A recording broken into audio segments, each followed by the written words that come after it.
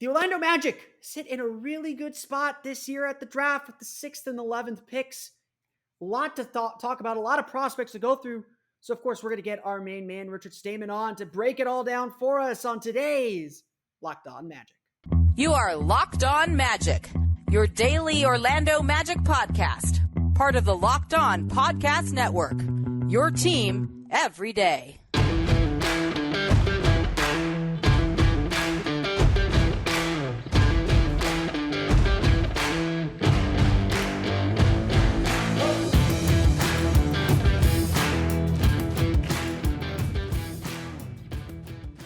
And you are indeed Locked On Magic. Today is May 25th, 2023. My name is Philip Rossman-Reich. I'm the expert and site editor over at OrlandoMagicDaily.com. Of course, follow me on Twitter at PhilipRR_OMD. On today's episode of Locked On Magic, we're going to talk to Mavs draft himself, Richard Stayman, the host of Locked On NBA Big Board, talking about what the Magic should do at the NBA draft. We'll get into a little bit about Paolo Banchero's rookie season, where the Magic stand, what they should be doing as far as best player available versus need, and who the prospects are that they should really be targeting. We'll get to all that with his expertise coming up here in just a moment. But first, we want to thank you again for making Locked On Magic part of your day every day. No matter when you listen to us, whether it's first thing in the morning, whether it's right when we upload, we truly appreciate you making Locked On Magic part of your day every day. Remember, there's a great Locked On podcast covering every single team in the NBA. Just search for Locked On and the team you're looking for. The Locked On Podcast Network, it's your team every day. Obviously, we got a lot to go through to get ready for the NBA draft. We'll be doing some individual player profiles coming up in the next few weeks, obviously in the next few days as well. But today we want to get another introduction to the draft class and some of the issues facing the Magic. We'll hear from that from our pal Richard Stayman coming up in just a moment.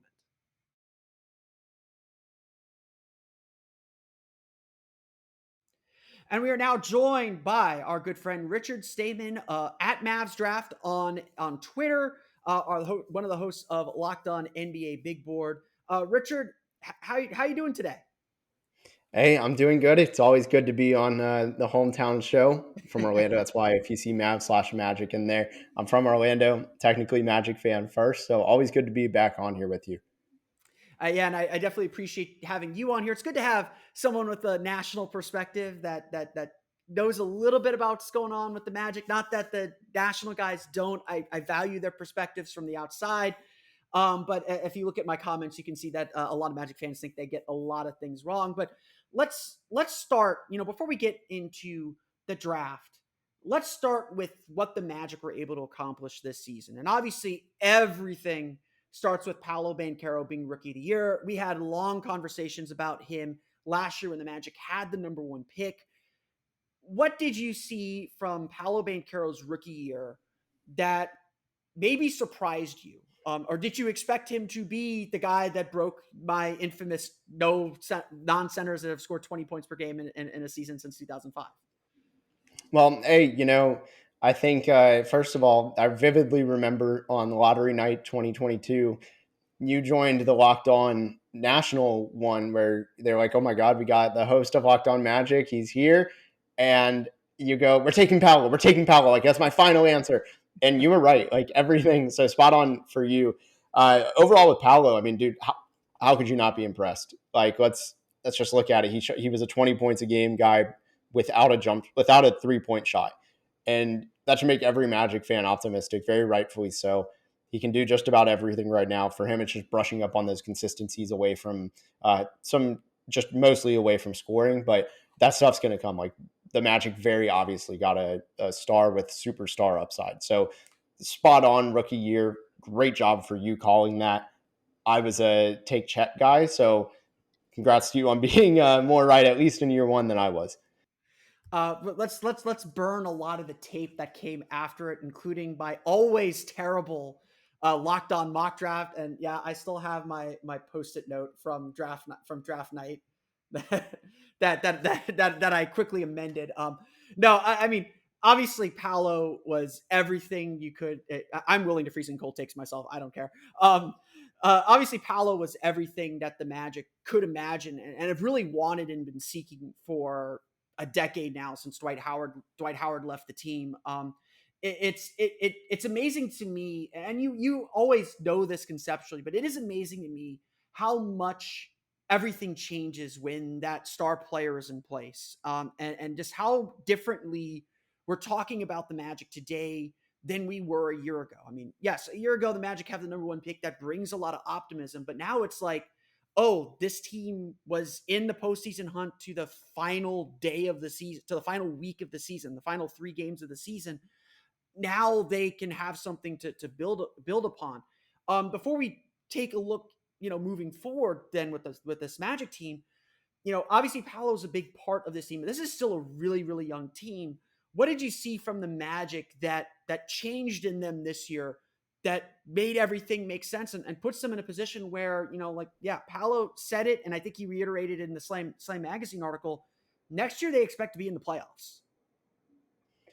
Yeah, I mean, the Magic jumped from, they went from 22 wins to 34. And let's be real, if they didn't do what every other team in April did, which is just sit everyone out for the most part and not try and win games, we're talking about 35, 36 wins. And that was the third best, I think, second best jump this year.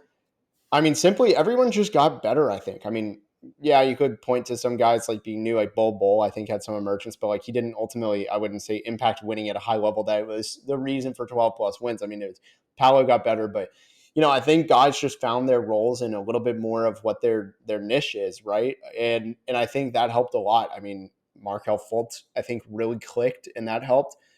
Wendell Carter found a role. It took him a little bit, I think, to get going. I remember that slow start in terms of just he looked lost. I don't know if the stats were actually slow, but I remember screaming at my TV. I'm like, what are you doing out there? You're just sitting in no man's land. But eventually all these guys started clicking. And once one clicked, the next clicked, and the next. And it became very clear they're a cohesive unit. Like, it's a cliche, but it very much applied to this team. And I think, looking ahead to the draft, who knows what they do, but I think they have a very just optimistic outlook that very few other teams in the top 10 do.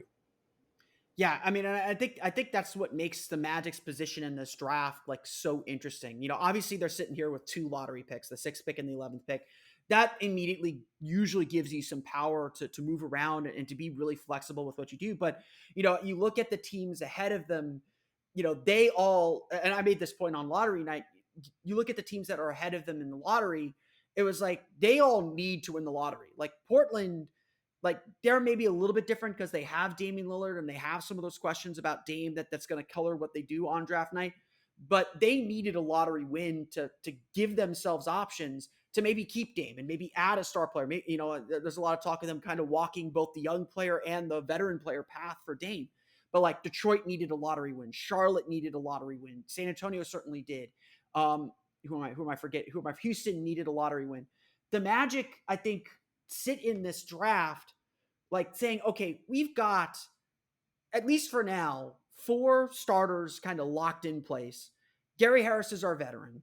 Cole Anthony and Jalen Suggs are really nice players off the bench. Really, they probably feel very secure with them.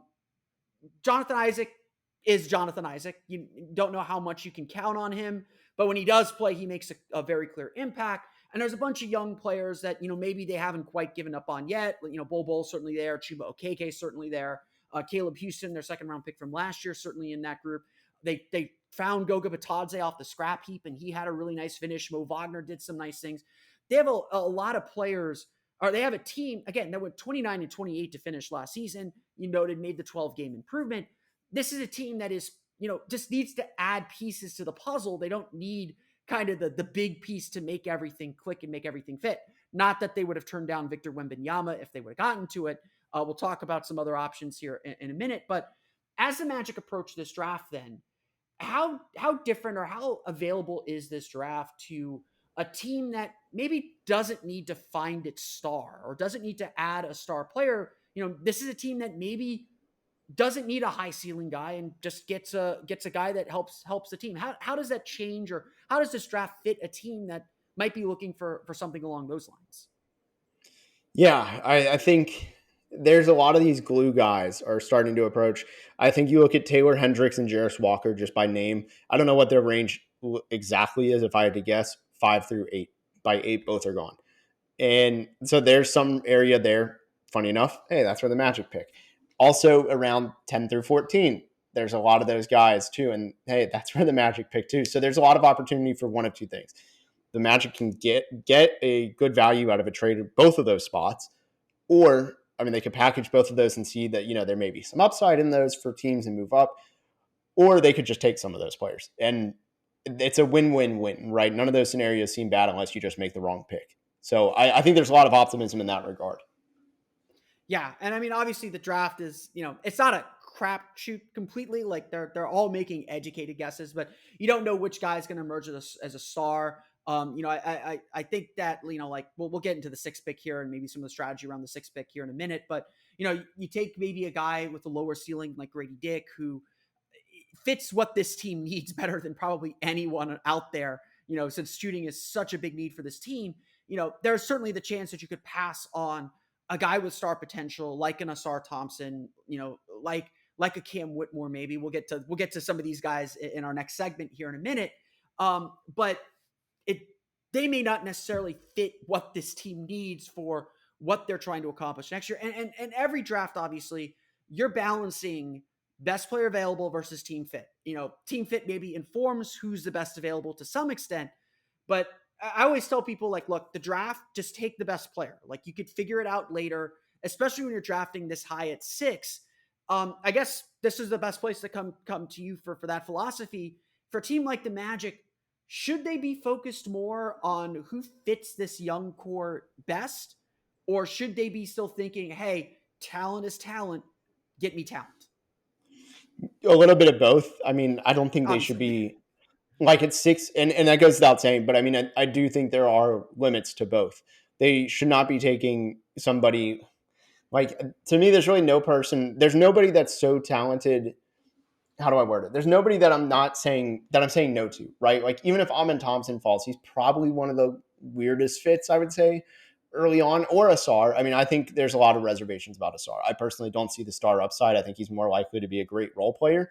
I mean, I've heard just so many people at OTE rave about his defense, but I think he's a little bit limited as a ball handler. So I think it depends. You're not taking Grady Dick at 6. I think really the first pick, especially at 6, go for that blend. Find somebody who shoots. Like you have to get somebody who shoots at this point. You can't get a non-shooter. I don't think you can take Asar for that reason. Even if you believe he eventually gets there, you can't. And then after that, at 11, if you decide to keep it, you weigh, for me, it's like between two guys. You weigh the balance of Jordan Hawkins or Grady Dick. Those are the two guys. I think at 11, you really just shoot for fit. That's what the Magic have such a good position for, though, is they can do both of them, right? They can just say, hey, we're going to swing for the fences. If it works, it works. If it doesn't, you still hit probably at 11 because we're going for fit. So the Magic have the best way, but the problem is the roster doesn't actually allow for that. This is very literal. They have to make too many changes for that to realistically work and get better. So that probably won't happen. And that being said, I would say at 6, unless it is somebody like, I hesitate to say Asar Thompson because I just don't think he can shoot enough. And at this point, he'd get lost in the mix. It's not anything against him on that. It's really, I don't think he fits. So very long-winded answer. But I would say outside of a couple guys, just swing for the fences at 6. I honestly, I think that long-winded, the difficulty of finding the words, I'm kind of glad that you're struggling to find that, because like the way I describe this draft class as a whole is there are good players there. There are going to be guys that find their way in this draft class, but I also feel like there's a lot of players who, if they get put in the wrong situation, they get put on a team that doesn't hide their weaknesses, they're going to struggle. And like, it feels like every player after that top 3 has just some real big fatal flaw that you've just got to be aware of. You got to accept, you got to know, and you got to figure out a way to work around. And, for a Magic team that, honestly, like, I don't think winning is everything yet for this team, but they're going to be disappointed if they're sitting out of the play-in tournament next year, at the very least. They're going to be disappointed if they don't make that run. And, they're going to start asking questions about their roster if they don't get at least that far. They'll ask questions about their roster regardless, because they're a young team trying to figure out how to move up and down, move up the standings. But this draft, I feel like, has a lot of really interesting players, but no runaway guy of like, oh, this is outside that top three. We'll get to that in a minute. But there's no guy that I'm just like, oh, you have to have him. He's going to do this exactly. Unless they're like limited, like Grady Dick might be. They all have some flaw that is just like, if you can't cover for that flaw, it's going to be a long development road for this player. Yeah, and you're saying so. Which player kind of is that? No. Right? I'm just saying. That's just generally sorry, how this draft class is. yeah. So Like I feel I like, kind of agree. Yeah, I think I mostly agree. I find myself always being a little bit more optimistic than most, and it's a fault of mine just because I see too much, and I'm like, oh well, I've seen the good, and most pros cons lists end up having more pros. That's every top prospect. But I mean, I think you kind of hit it on the head, right? Like they all have some value of risk tagged with them, and some of them more. I mean, like honestly, we could talk about it right now. Kim Whitmore, I think, is somebody who fills that, right? Like I don't know what your concerns are for him. For me, the feel for the game pops, and it's not in a positive way. Like things like that. And somebody pointed this out to me today was, have you ever watched the sideline, watch the coaches, watch the teammates when Cam Whitmore is playing and he makes a mistake? It's so negative reactions that like that stuff, it feels like, is this guy a cancer? Like what's going on there? So I'm curious what you don't like about him. Sorry to shift the conversation, but like I think he's a perfect example of this. We're at our time to take a quick break. So on the other side of this break, because I'm recording you separate from my ins and outs and ad reads, let's dive right into Cam Whitmore. We'll get to that coming up here in just a moment.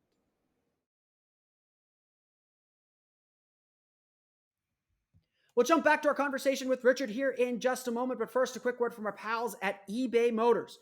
For a championship team, it's all about making sure every player is a perfect fit. It's the same when it comes to your vehicle. Every part needs to fit just right. So the next time you need parts and accessories, head to eBay Motors. With eBay Guaranteed Fit, you can be sure every part you need fits right the first time around. Just add your ride to My Garage and look for the green check to know the part will fit or your money back.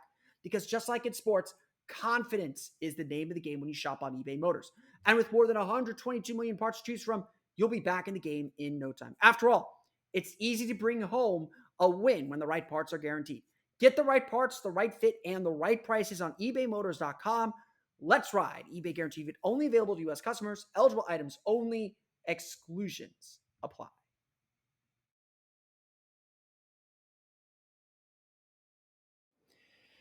So we left off talking about Cam Whitmore, and you brought up kind of the sideline reaction. I was actually just listening to our friend Sam Fassini. I'm sure he's our friend. I don't know if he's your friend.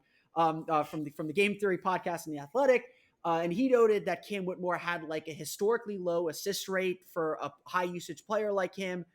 I have concerns about. I think it's concerning that Cam was not able to get. I know he had injuries. He had the eye injury, had a wrist injury, I think, or thumb injury or something. Yeah. I think it's concerning that they still didn't. That they only made the NIT. That they didn't still make the NCAA tournament, even with him playing the majority of his games. For a guy who's supposedly a high volume scorer, he still, he only took like 9 field goal attempts per game, so it wasn't like crazy high. But he only averaged 12 points per game. But ultimately, like my concern with Cam, and everyone cites the stats at me that he's a great catch and shoot 3-point shooter. My concern is he shot 70% from the foul line. And for a guy with his athleticism, his ability to get to the foul line, it's not so much his ability to get to the foul line. That's not the part I'm concerned with. Free throw percentage typically tells you how good of a shooter a player is going to be. He already didn't have a great 3-point field goal percentage. And I understand he had a wrist injury and he shot better as the season went on. And I also understand that he was creating a lot of offense. So of course he's going to take lower percentage threes. But for a guy, and Asar and Amen Thompson have the same concern. I think they're better. I think they're more kind of complete players than Cam is at this point. But for a Magic team that desperately needs shooting, and if they're going to stick with Jalen Suggs off the bench, they need Cole Anthony to continue being an efficient shooter like he was this year. They're going to need more shooting off the bench. For a team that needs shooting, a 70% free throw percentage from a guy who's supposed to be a high volume scorer and eventually a 3-point shooter for your team, that's a huge red flag for me. That sends up alarm bells. And I see why people like him. He does do a lot of good things. The athleticism definitely pops off. He's big. He's built really well. He should be able to defend up a position too because of his size. But the shooting really concerns me, especially for a Magic team. Like, look, if this were last year and the Magic still needed that guy, like, if the Magic didn't get the number 1 pick last year and had fallen to like 4 or 5, I probably would have been pushing hard for Ben Mathurin. Like Ben Mathurin, I thought, he had a lot of the same concerns, but he was a guy that projected into being that first star. Because when you need that first star, you'll take a risk to go get that first star. Cam Whitmore might have been that guy for me if the Magic didn't get Paolo and they still needed a player like him. But to that conversation we had earlier, they don't need a star right now. They need role players. They need guys that are going to fill in roles. And so I look at a lot of these prospects and I think, okay, what's he going to do when he don't have the ball in his hands? How is he going to help Paolo and Franz be better? How is he going to give them the space to do the things that they do? To me, that's like so much of what the draft psychology for the Magic is right now. And so Whitmore, I'm not against drafting Whitmore. I know he has his supporters among Magic fans and everywhere else, and I see why. But to me, there's a lot of red flags that I'm concerned about. Yeah, I think you said it perfectly. I mean, one of those things that I want to elaborate on is, the defense. The guy is built very well. He's already NBA ready frame. He's got, I'm pulling up the wingspan now, but 6'8.5" isn't that great for a wing. He's 6'6" without is shoes. What stood out to me. The weight stood out to me. It was like 215, 220, something like that. See, what scares me the most is he's got tiny hands for a wing. Okay. Like, he's got really small hands. He measured out, the hand width was 8.25. For reference, Mike Miles had the exact same, and he's 6 feet. So, like, that's not good. And he has a 6 foot wingspan. So, like, Mike Miles, not Whitmore. So for me, there were a lot of flags in that regard. Also, what you said about the percentages, like the free throw percentage tells the story. I will say, if there was one time I'm going to give it a benefit of the doubt this year, it is him, because he hit so many, everything was repeatable against closeouts. He did shoot very well over closeouts with enough flashes. I would say I would actually invest in that one getting better. But again, you never know with free throw percentage. It's such a strong, successful indicator. It's hard. And the last thing I'll say, like I said, watch the guys on the sidelines. I think it emphasizes his lack of decision making, right? But for somebody, 2 last things. For somebody with such good physical tools, he sure is lost and absorbed in screens way too easily. And if you can't guard the pick and roll as a wing, it's really tough to stay on the floor defensively. And then the very last thing this time is he bullies everybody to the rim. Like, it doesn't feel like he's breaking guys down with dribbles. He's shoulder bump, dribble, like whatever. And that's just not sustainable in the NBA. Like, for every play, you can do it sometimes when you got a guard on you. You can't be doing that every play.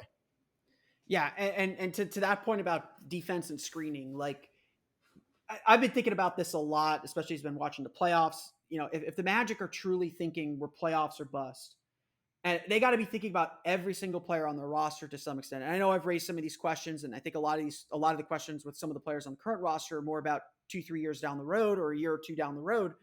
You got to be thinking about who's going to be successful in the playoffs, what's going to help you win playoff games. Like, you've got to be thinking about that now. You can't just be adding players and saying talent, and not be thinking, what is this team looking like at the end? Again, this goes back to the bigger discussion. The Magic got to start building the team that they want to be. They're not collecting talent anymore. They're not just saying, we got talent player here, talent player there, talent player here. Let's throw it all together and figure out what works. They have a bit of a formula now. They know what works and what helps them win. They did it for 3/4 of the season this year. So now they have to start thinking about, okay, what's going to make this group better? What's going to help them grow? And you mentioned earlier about Taylor Hendricks being that guy. Obviously, a UCF guy that a lot of maybe Magic fans are familiar. I don't know how much Magic fans watched UCF. They were a fun watch most of the time. Frustrating watch at times. College is all about having guards, and UCF was very, very short on guards this year. And the AAC is the AAC as well. I'm looking forward to them getting pounded in the Big 12.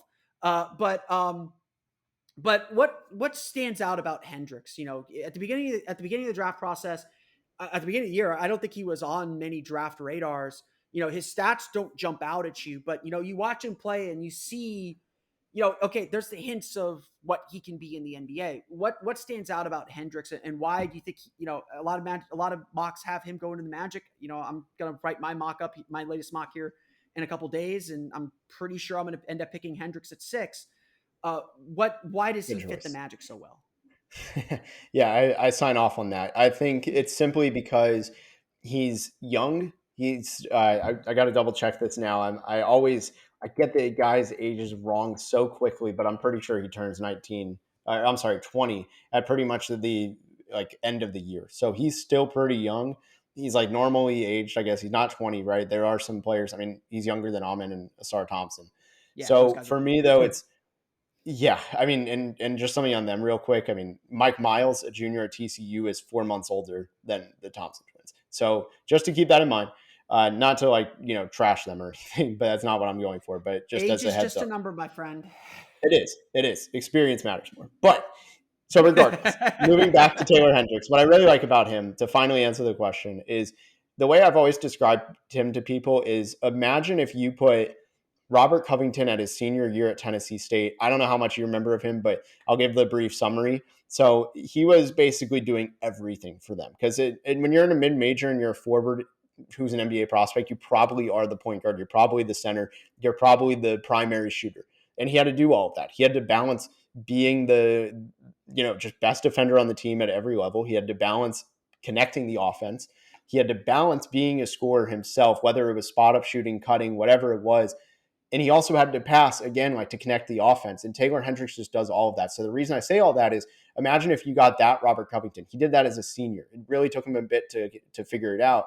You give a head start at 19 with a very similar player at that, like 22-year-old Robert Covington or senior, whatever he was, and current Taylor Hendricks are very similar players. So you give him a 3-year head start. That's really promising. So that's how I see it is you get a really nice starters kit at a minimum of a high-end role player.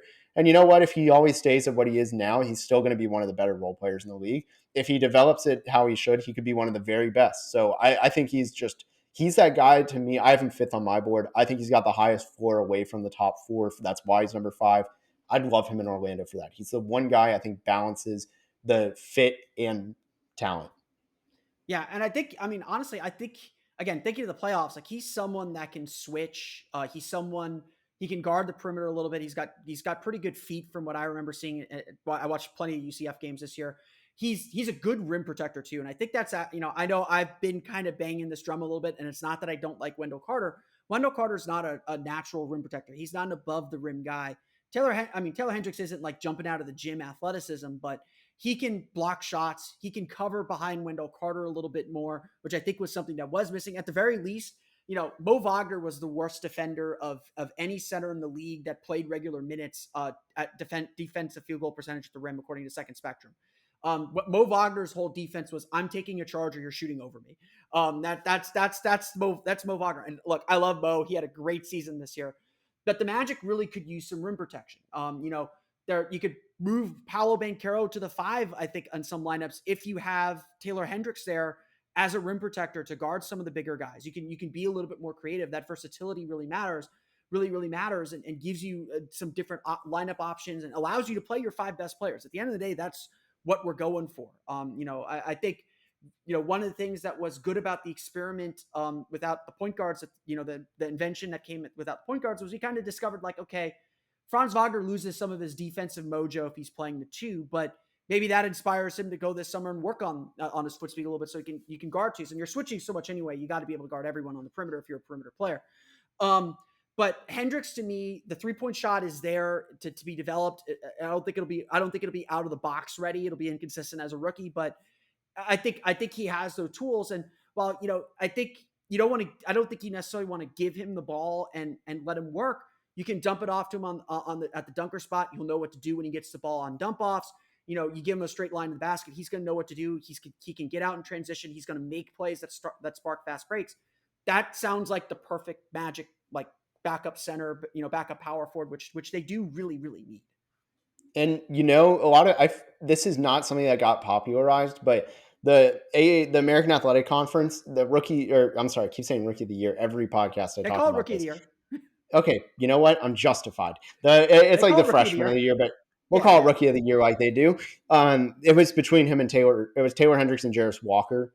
And despite Taylor Hendricks, I think he had better stats, whatever, but Houston was the better team. Jarace won it. He did. But Taylor Hendricks was the number one shot blocker in the conference. And I believe he was like top 3 in the American Athletic Conference too as a shooter. So like, you think about, like you said, like the versatility you get a premier off-ball 4-5 in whatever lineup you want to run. I mean, the Magic very clearly showed they want to run positionless offense. Taylor Hendricks fits perfectly because he can play also positionless defense. And like you said, big upgrade over Mo Wagner's defense. Yeah, yeah. And you mentioned Jarace Walker. We were talking before. Like, look, Jarace Walker, I think, can be a very good player. I think he will probably be a very good player. The energy, the hustle, that doesn't go away.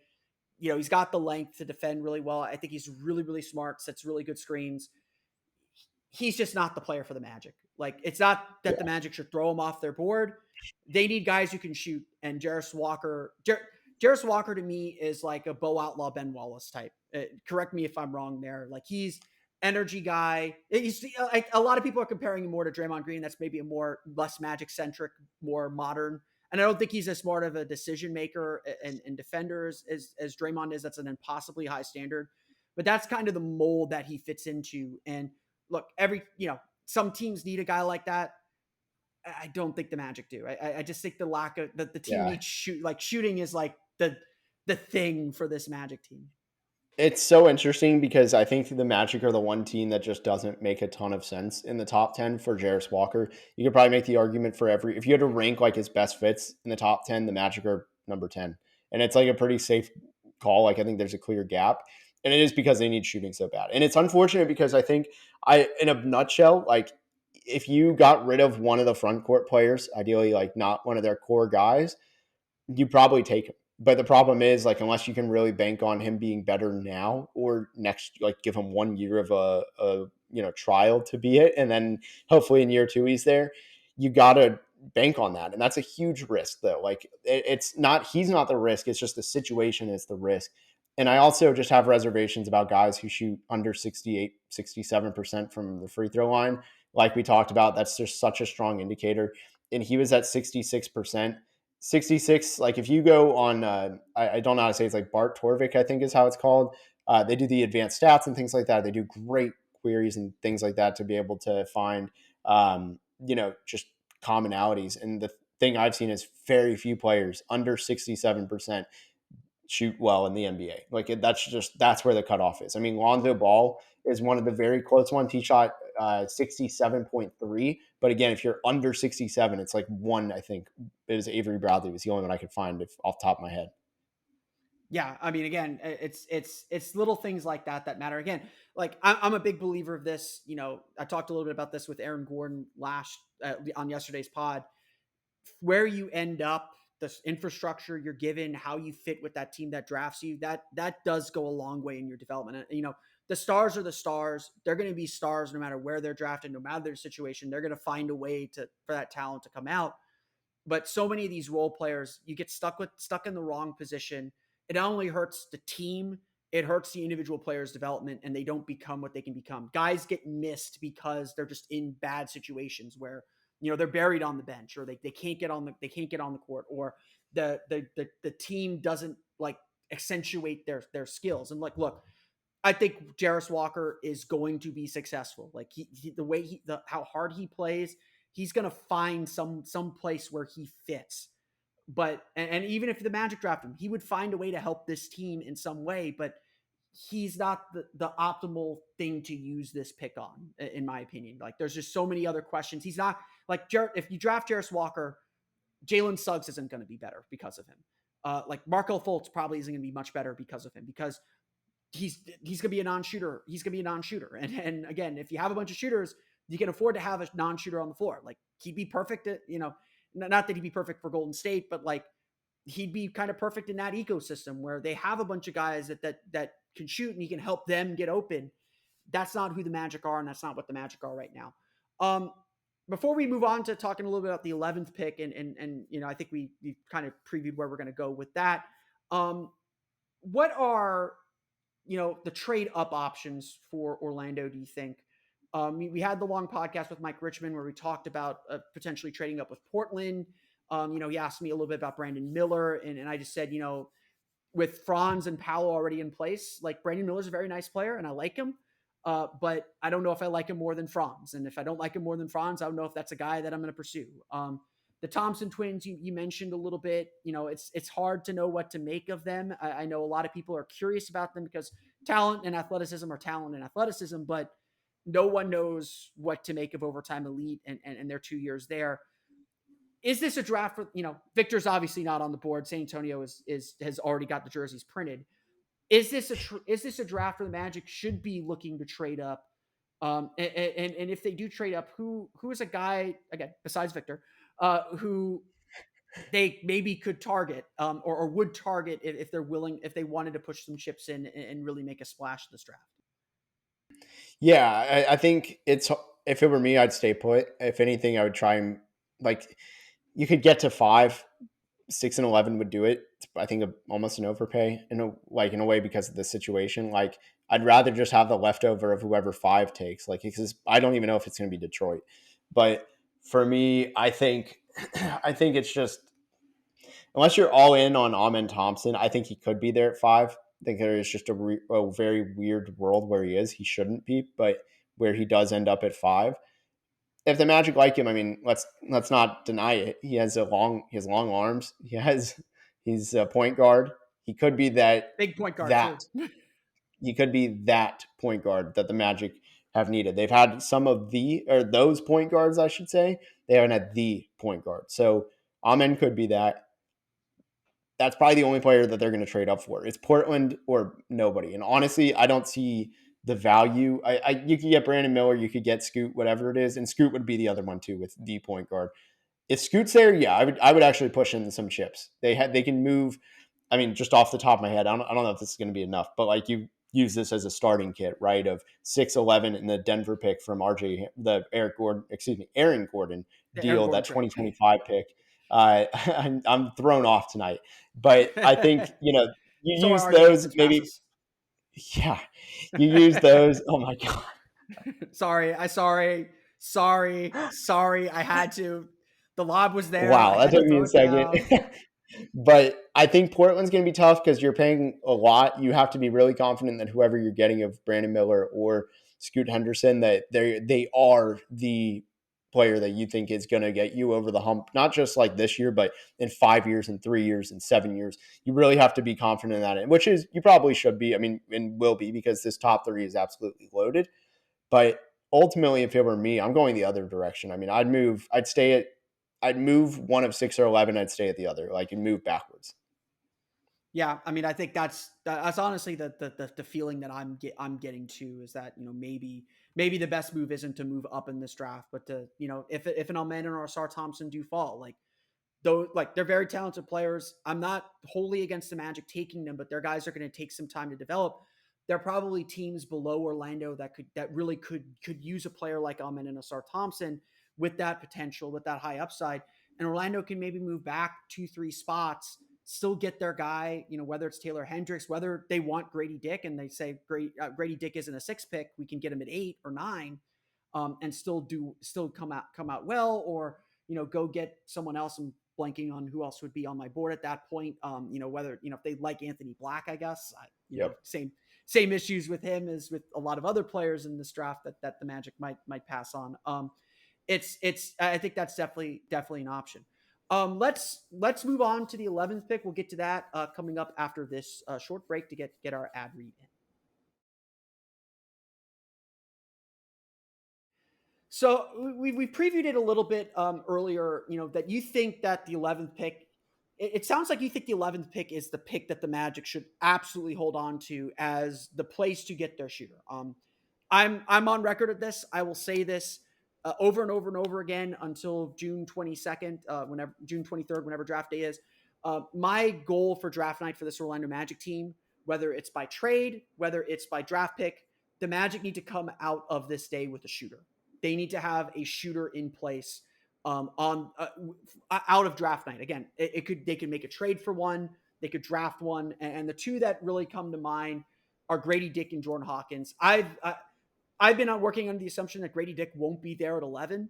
And so I've had like Jordan Hawkins like circled in at 11. Like if you don't take Dick at 6, Hawkins at 11, put that in Sharpie, circle it, if another team says, hey, we're going to take Hawkins at 10, maybe you do have to trade 36 to make sure you get him. But that to me, that's the point. The point of all that is to say the Magic need to probably get one of these two players. What is the difference between those two players, and how, in a draft where, we talked about it, Cam Whitmore not really trusted as a shooter, Amen Thompson, Asar Thompson, I mentioned Anthony Black is not really a great shooter. There's a lot of wings in this draft that aren't great shooters. How important should it be how much of a priority should it be for the Magic to make sure they get one of Dick or Hawkins out of this draft? Yeah, I think it's a must. I think you got to walk away with one of those two. And honestly, I would, given what you can get for 6, I would rather have like 11 and I'm just spitballing. I don't think the Pelicans would do this, but like 11 and 14, right? I'd rather have that because I think the 10 through 20 range, or really 11 through 20, is a great spot to be in. There's going to be leftovers, plus there's a really good group of guys with high floors, underrated ceilings, things like that. But if you walk away with Grady Dick or Jordan Hawkins, you're doing really well for yourself. The difference really between them is Grady Dick is a little bit bigger.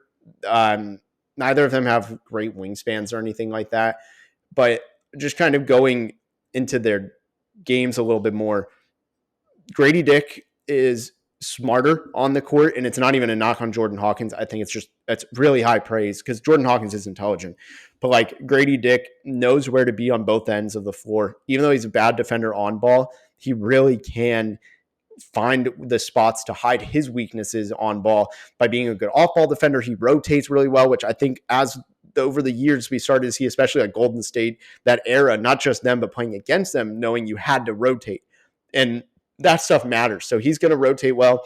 He'll hold his own off ball, but on ball, he's a liability. Then on ball, offensively, he's not going to create. He's just a shooter and a cutter. But with Jordan Hawkins, you see there is some potential with, attacking closeouts, things like that. Quick 2 dribbles, making things work. Defense it's a mystery box. I think I could see it really going either way. Depends on how much weight he adds and what NBA team he gets in with. Ultimately, I still have Grady Dick higher just because he's bigger. He can shoot. I think Hawkins might be the better shooter, but standstill wise, I think he's better in just that rotations is the difference. I wouldn't take him at 6 though. I want to go on record and say that. Okay. Yeah, no, I tend to agree. Like, I mean, the Locked On mock draft is coming out. I don't want to, I don't know if we're supposed to reveal results from that yet. I took Dick at 6, but there's a reason for that, and I'm going to tease that for when the mock draft comes out. I will also note that mock draft was done last week in late May. Lots going to change between now and when that's released in mid-June. So please bookmark this and remind everyone that I said that. I'll save what I did with 11 later, and hopefully that justifies it. But to that point, yeah, I agree that Dick at 6 is I don't think it's a reach, but the pressure that comes with being the 6th pick, you're not supposed to be just a role player. You're supposed to have a little bit of upside. You're supposed to have something and have something a little bit more. And I do think that like Dick is very much what he's going to be. And that's, I don't mean that as an insult. I think he's going to come in, he's going to make shots immediately. Like he's got NBA range from what I saw. He moves well off screens, although I think Hawkins moves really well off screens too. And like you said, he's just a really, really smart player and can do a lot of things. He's just going to be very limited and what more he can be. His role in the NBA is just very, very defined. And, for the Magic, I think that makes a lot of sense. And so to your point, moving down in this draft with that 6th pick is certainly really, really interesting to me. Obviously, if Dick or Hawkins are kind of goal number 1, no matter where you take them, I'm curious who else, if the Magic did move down to say 14 or in that range, who would you have the Magic target with that pick that maybe we aren't thinking of? Yeah, there's a few guys. I mean, before the foot surgery, I think Dariq Whitehead would have been a strong candidate, but that actually might not matter because if I think that it really just may not matter. Like he's not going to be able to do any actual workouts. The most I've seen him do at his pro day, with Excel in Chicago, was he was basically the rebounder. And who knows what that condition will be like for him. He'll be ready by the start of the season, but it may worry teams. Hey, he's not being able to actually come in and prove he can shoot, which he can, by the way. I'd say Dariq Whitehead in a normal world without injuries would 100% be there. So he would be somebody. I think he's probably closer to 20 now. He's hard to evaluate. I have him as a lottery talent, so I naturally want to say him. But I'll give three names and just run through them really fast. So there's Kobe Buffkin from Michigan. He's a combo guard, kind of an awkward fit, but he can shoot the lights out. He does everything just about overall. Jalen Hood-Schifino is a guy with a growing jump shot, good indicators of the shot being there long term, and he can run the point at 6'6". I like him a lot. He's a good defender. And then I'll throw in an absolute I don't feel like throwing that much of a curveball. I'll stick with guards.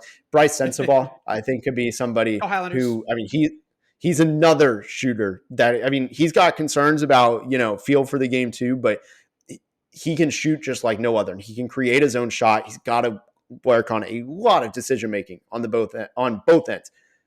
But he gets to the right team, or like Orlando, where they just say, hey, run off ball, do your thing, 2 dribbles when you catch the ball, max. You'll do a lot of damage. So I think he's somebody who could be a sleeper at that range. Like that's the kind of stuff. There's a few other guys in there, but that's just really the core. They're all kind of combo guards, but there's a lot of guys that could find really solid roles, like roles over position for this. Yeah. And if you for people who are watching this, every time Bryce Sensabaugh is mentioned, I do give a shout out. Bryce Sensabaugh went to my high school here in Orlando, like Highland Prep, go Highlanders.